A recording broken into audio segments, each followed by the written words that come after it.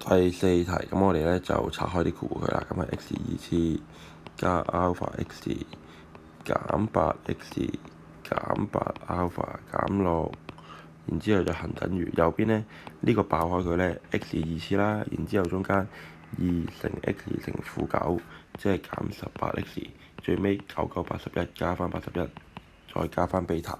跟住之後咧，你會見到大家都有 x² 嘅，咁我哋唔使理佢啦。我哋重點睇嗰啲咧，睇 x 嘅數目先。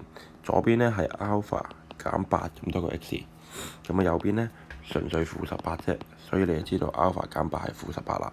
然之後你可以寫埋餘下嘅嘢，嗰啲叫做 constant term，同 x 係冇關係嘅。咁啊-8 alpha 減6，同右邊81加 beta 咧，因為佢條式係 identity，即係完全相同嘅，咁所以咧數目會係一樣嘅。咁啊你就會透過第一條式做先啦，因為佢得 alpha 冇 beta 嘅，咁就會計到 alpha 係-10啦。然之後去到第二條式，咁啊-8乘-10代翻入去啦，-8乘-10去減6，等於81加翻 beta。咁啊左邊會做到74等於81加 beta，即係 beta 咧就係74減81，即係-7。答案係 C。